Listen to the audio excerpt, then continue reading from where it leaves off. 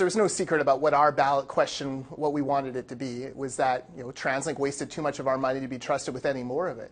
And the problem for TransLink is everyone has had interactions with their system, every voter has over the past few years, and they've seen all sorts of wasteful examples. Heck, some of our biggest supporters were bus drivers from the Unifor union you just commented on, who are very critical of the way that their company has been managed. It's no surprise that so many people voted against this tax. They're wrong because they had everybody but the people.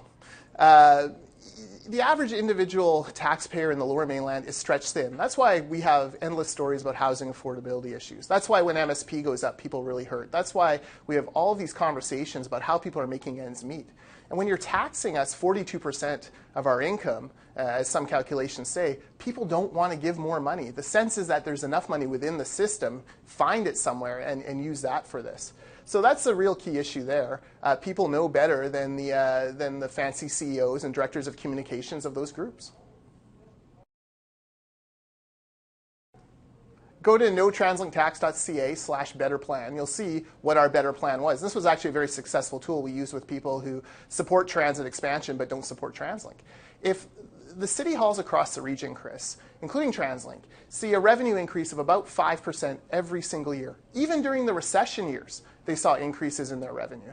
Our point was take 0.5% of that 5% annual revenue growth, sock it into this plan. You could fund the entire thing, the entire mayor's plan share, without actually having to tax us more money. So there is money to be had there. I would also say, take this plan and put it into bite-sized pieces. Not everything has to be done all at once. You can prioritize, which is something that we as families do, businesses do all the time. You prioritize your spending.